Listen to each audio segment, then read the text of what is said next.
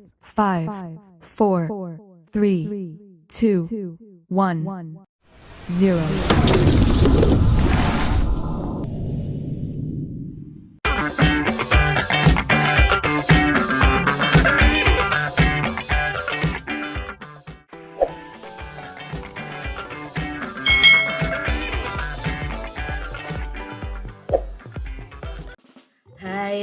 Hai.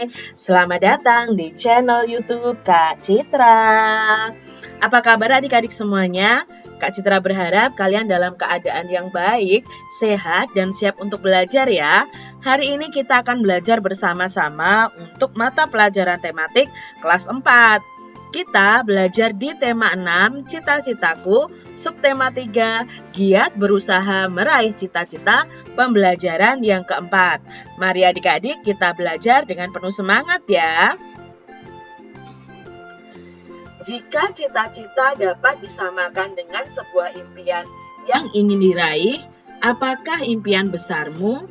Simaklah cerita tentang seseorang yang bermimpi besar dan kerja kerasnya untuk mewujudkannya, kata Siti. Nah, di sini adik-adik kita akan belajar tentang seorang penulis nih adik-adik ya. Nah, judul bacaannya adalah Mimpi Seorang Laskar Pelangi. Adik-adik, apakah kalian pernah mendengar tentang Laskar Pelangi? Kalau kalian pernah menonton filmnya, nah ini adalah versi novelnya.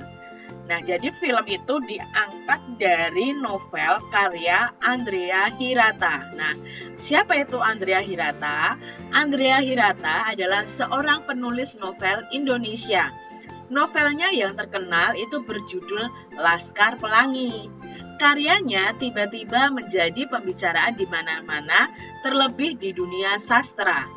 Karya Andrea Hirata dianggap sangat mewakili kehidupan anak-anak di Indonesia.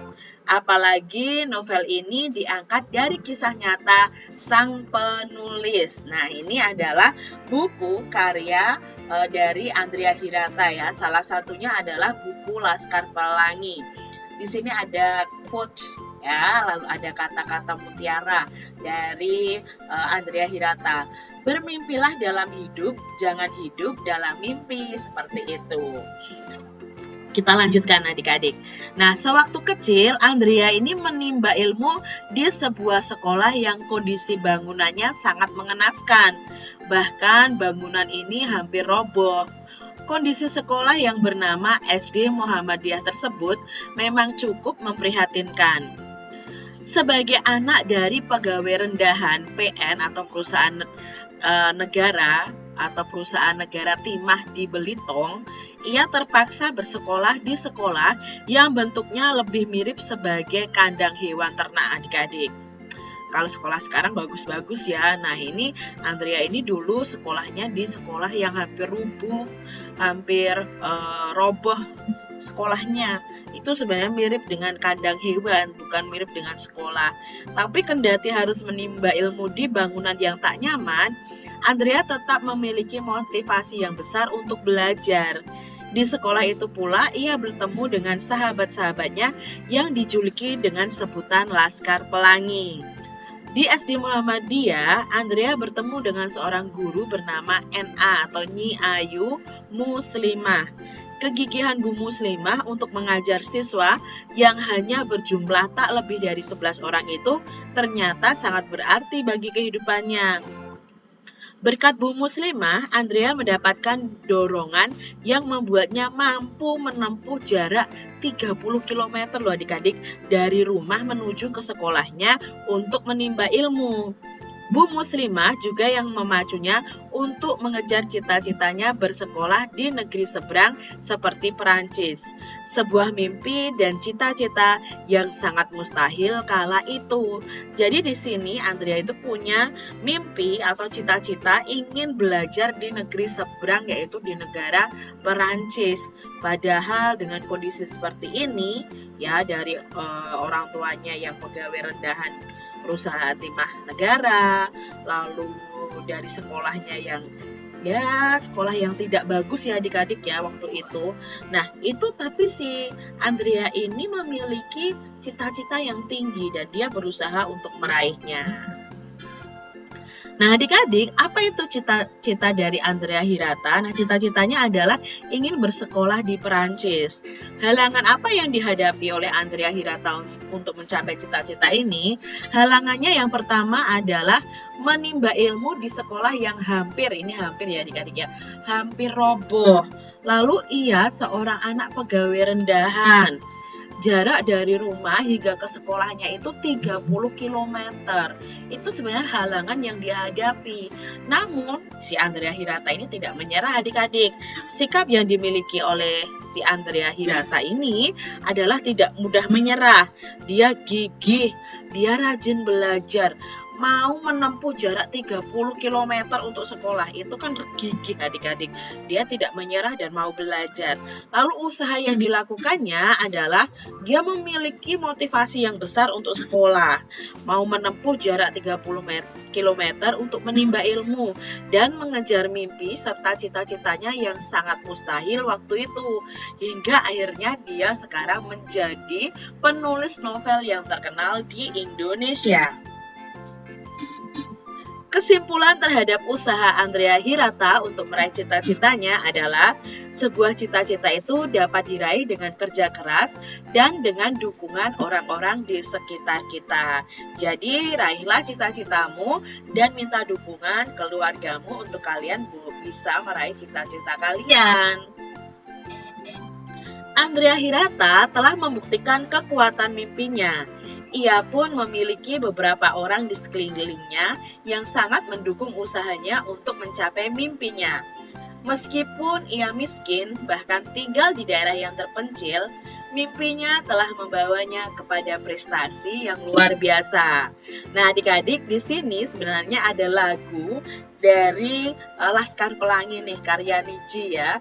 Jadi kalau kalian pernah mendengar lagunya, mimpi adalah kunci untuk kita menaklukkan dunia. Berlarilah tanpa lelah sampai engkau meraihnya. Lagunya seperti itu adik-adik. Nah, lagu Laskar Pelangi ini juga bisa dibaca dalam bentuk puisi. Mari kita baca bersama-sama dalam bentuk puisi. Nah, tentunya adik-adik sudah tahu bahwa setiap puisi itu memiliki makna. Nah, maknanya apa dari puisi tadi? Makna dari puisi Laskar Pelangi tadi adalah sebagai manusia yang ada di dunia ini, kita harus memiliki sebuah mimpi atau cita-cita. Dengan memiliki sebuah mimpi atau cita-cita, maka walaupun sesulit apapun ya keadaan di dunia ini, kita pasti tetap bisa bertahan untuk terus hidup di dunia ini dan menggapai cita-cita kita atau mimpi kita. Nah, adik-adik, ini ya puisi Laskar Pelangi yang Kak Citra sudah beri tanda jeda. Tentunya kalian masih ingat tanda jeda seperti ini ya. Sudah Kak Citra jelaskan pada pembelajaran sebelumnya. Mari kita baca puisi Laskar Pelangi ini sesuai dengan tanda jedanya. Laskar Pelangi karya Niji. Mimpi adalah kunci untuk kita menaklukkan dunia. Berlarilah tanpa lelah sampai engkau meraihnya. Laskar Pelangi takkan terikat waktu. Bebaskan mimpimu di angkasa. Warnai bintang di jiwa. Menarilah dan terus tertawa. Walau dunia tak seindah surga. Bersyukurlah pada yang kuasa. Cinta kita di dunia selamanya. cinta kepada hidup, memberikan senyuman abadi. Walau hidup kadang tak adil, tapi cinta lengkapi kita. Itu tadi puisi yang berjudul Laskar Pelangi, dan kita baca sesuai dengan jeda yang Kak Citra beri tanda merah ini ya. Jeda 1 untuk berhenti sebentar, jeda 2 itu untuk berhenti yang agak lama, seperti itu. Nah, Andrea Hirata ini merupakan salah satu contoh pemuda masa kini yang gigih memperjuangkan mimpi dan cita-citanya. Kemiskinan keluarganya itu tidak menghalangi dia untuk mengejar mimpinya hingga ke negeri orang. Ayah Andrea adalah pegawai di PN Timah Belitung. Memang tidak dapat menyediakan banyak dana untuk sekolah Andrea. Nah, Belitung ya dahulu merupakan daerah yang penghasil timah andalan Indonesia, adik-adik. Nah, ini adalah Pulau Bangka Belitung. Nah, timah itu seperti ini, adik-adik. Timah ini adalah salah satu sumber daya alam tambang dari Indonesia. Ini banyak sekali digunakan loh, adik-adik. Nah, nanti kita akan pelajari apa saja sih kegunaan barang-barang tambang dan diolah apa saja. Kita nanti akan pelajari setelah ini. Nah, adik-adik, perhatikan peta daerah persebaran sumber daya bahan tambang berikut ini. Nah, di sini kalau kalian melihat tanda hijau seperti ini, ada aluminium, ada asbes, ada aspal, batu bara. Kalau kuning itu bauksit, lalu belerang, biji besi, ada emas, perak, ada fosfat, ada garam, gas alam, ada gips, ya, ada grafit, granit, intan, kapur, ya, dan sebagainya. Ada marmer, mika, minyak bumi, nikel, dan sebagainya, adik-adik. Ini tersebar di seluruh Indonesia. Berarti Indonesia itu kaya akan sumber daya bahan tambang, adik-adik. Kita harus berani mengolahnya, kita harus berani apa? Tapi tetap menjaga kelestariannya juga, adik-adik. Walaupun diolah, tapi tetap juga harus dilestarikan juga, ya. Tidak diambil semuanya begitu saja. Nah, di sini adik-adik, kita sudah belajar bahwa bahan-bahan tambang itu contohnya ini banyak sekali. Nah, berdasarkan peta persebaran sumber daya alam bahan tambang di atas tadi, terdapat berbagai barang tambang yang tersebar di seluruh wilayah Indonesia. Nah, barang-barang tambang yang terdapat di wilayah Indonesia antara lain minyak bumi. Nah, ini adik-adik, minyak bumi itu diambil dari laut lepas. Nanti minyak bumi itu akan diubah, akan disaring menurut mungkin kekentalannya atau bagaimana, itu akan menjadi seperti bensin, solar, oli, lalu ada aspal, itu dari minyak bumi, adik-adik. Di sini juga ada batu bara. Nah, batu bara seperti ini, lalu ada tembaga, besi, timah, kapur, ya, ada yodium, itu diambil dari garam, ada asbes, lalu ada marmer, dan ada belerang. Nah, ini adalah bahan-bahan tambang atau barang-barang tambang ya yang dihasilkan di Indonesia. Berarti Indonesia itu sangat kaya akan bahan tambang, adik-adik. Ya, kalian harus ketahui itu.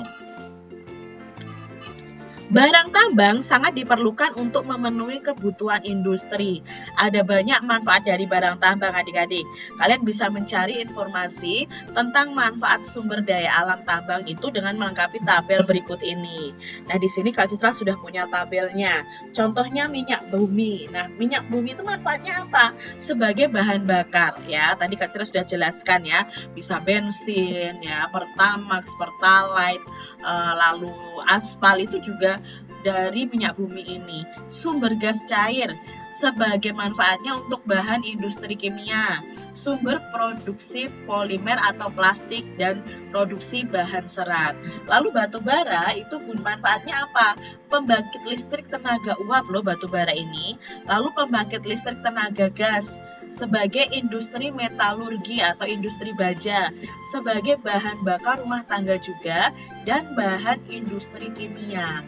Ini adalah batu bara. Sekarang nikel. Nah, ini sebagai pembuatan stainless steel dan koin. Nah, ternyata bisa untuk bahan-bahan stainless steel dan koin adik-adik. Campuran pada besi baja. Lalu bisa untuk pembuatan rangka otomotif, baterai isi ulang, pembuatan kawat, dan pelapis anti karat. Nah, ini manfaat dari nikel. Lalu manfaat dari timah itu sebagai lapisan produk baja, penyambung logam dengan solder nih adik-adik ya, menjadi komponen pasta gigi. Ternyata ada timahnya juga adik-adik. Sebagai komponen industri otomotif dan sebagai bahan produksi kaca timah ini. Lalu berikutnya ada bahan tambang emas ya, jelas ya untuk perhiasan. Nah, ini juga emas ini juga bisa untuk konduktor dalam smartphone, pemantul radiasi sinar matahari dalam kaca, mengisi tambalan gigi. Ya, tadi tambalan gigi itu ada yang berupa emas adik-adik, dan sebagai pelapis bangunan. Ada bangunan seperti Monas itu, atasnya itu kan juga dilapisi oleh emas adik-adik. Lalu ada bahan tambang perak. Nah, perak ini sebagai perhiasan selain emas juga, sebagai investasi, bisa sebagai ornamen dan hiasan, sebagai peralatan makanan dari perak adik-adik ya, sebagai penghantar listrik dan pengganti kawat tembaga. Lalu ada platina. Nah, platina ini juga termasuk bahan tambang. Itu manfaatnya untuk apa? Perawatan gigi, pembuatan alat pacu jantung. Ternyata alat pacu jantung itu dibuat dari platina ini.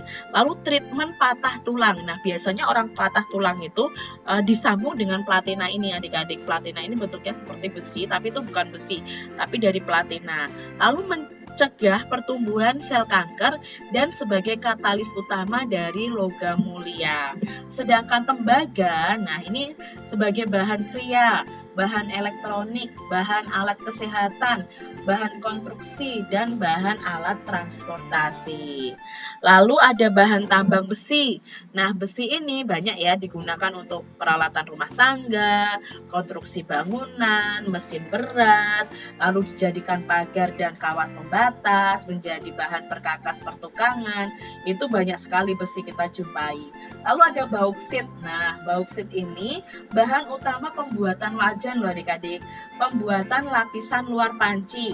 Bahan paling luar pada kaleng makanan itu juga dari bauksit ini. Pembuatan badan pesawat dan pembuatan atap sebuah pabrik atau rumah itu bisa diambil dari bahan tambang yang namanya bauksit. Itu tadi macam-macam bahan tambang dan manfaatnya. Jika kamu memperhatikan sekali lagi peta persebaran sumber daya alam yang ada di Indonesia, apa kesimpulanmu adik-adik? Nah, kesimpulannya mungkin setiap daerah itu menghasilkan sumber daya alam yang berbeda-beda.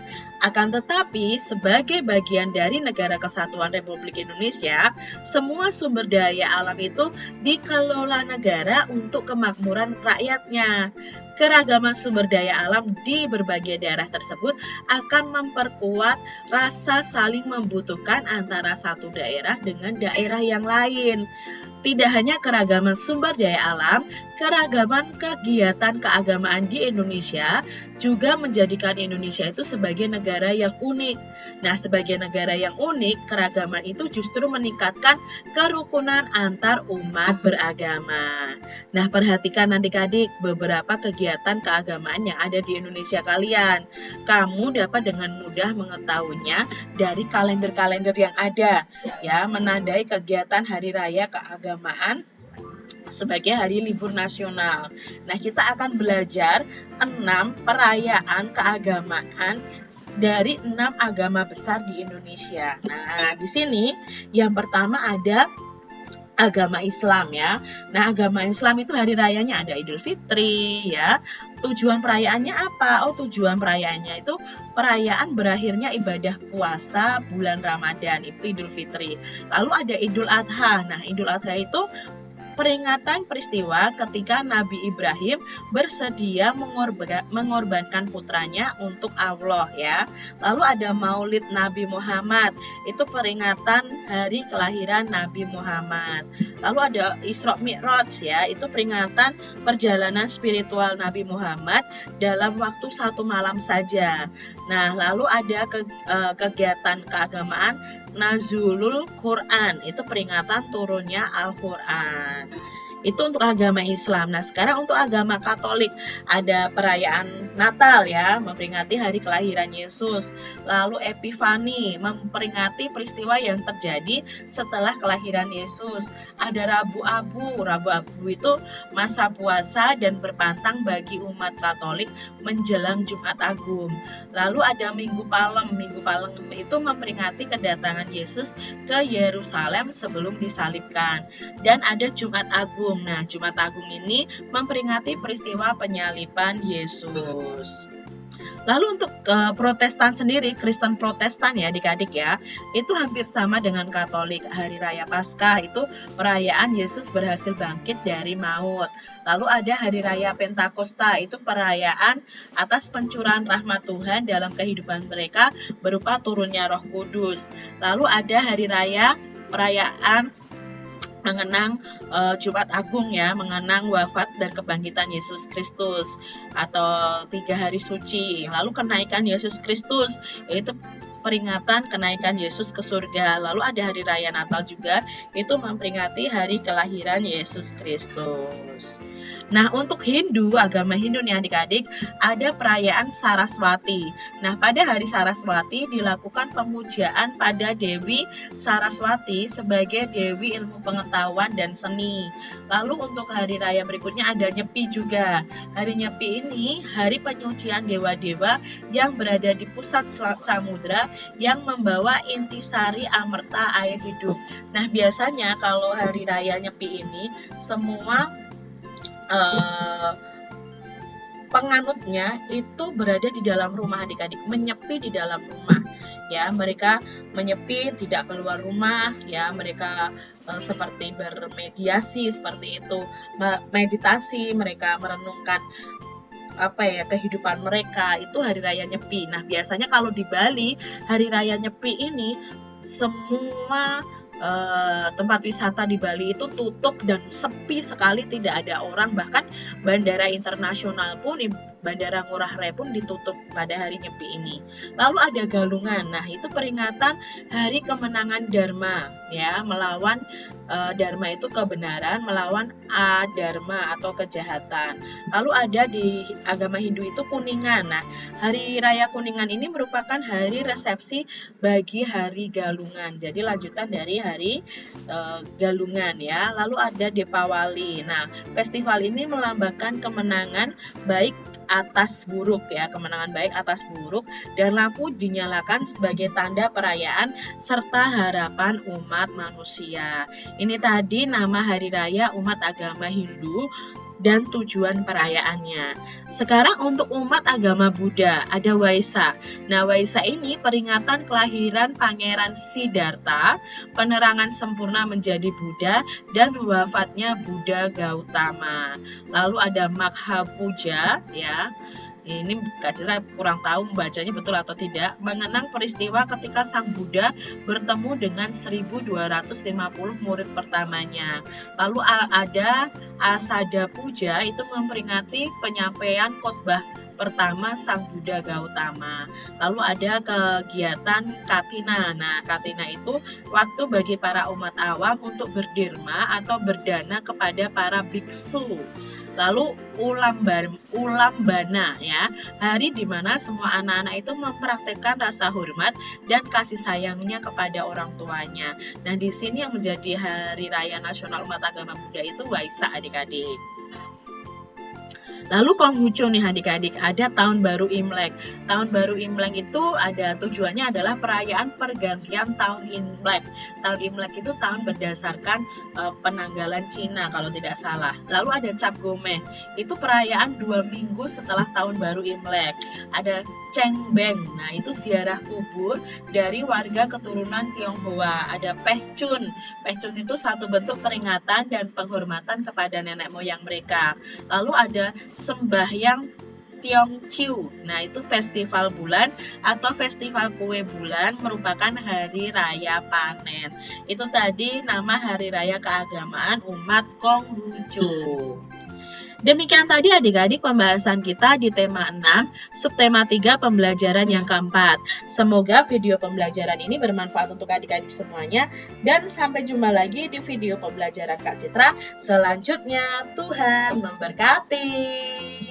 Jangan lupa tekan tombol subscribe, lalu tekan loncengnya, tekan juga tombol like, lalu share ke media sosial kalian. Jangan lupa untuk ikuti media sosial Kak Citra. Terima kasih.